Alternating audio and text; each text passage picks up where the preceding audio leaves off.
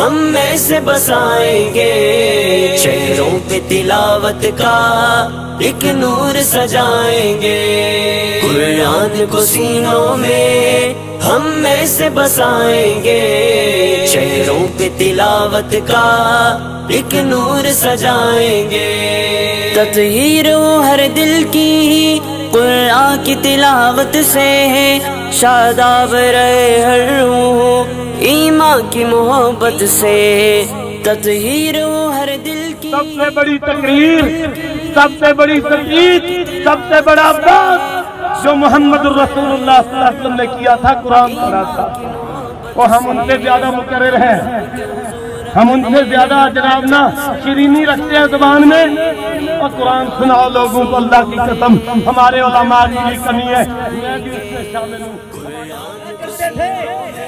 آج کیا بدماشو، اس قرآن کو سنو تو صحیح، یہ قرآن کیا تاثیر رکھتا ہے، جلانے کی بجائے تمہیں پتا ہے اس کتاب کے مقابلے میں کوئی ایک آیت بھی نہیں لا سکا، کوئی کتاب لانا تو دور کی بات ہے۔ اللہ رب العالمین ہمیں حاضر رہنے کی توفیق عطا فرمائے۔ کیا خیال ہے، حاضری دو گے؟ مساجد میں حاضری دو گے؟ قرآن کی تلاوت کرو گے؟ اپنے صحیح بچوں کو قرآن پڑھاؤ گے، حفظ کراؤ گے؟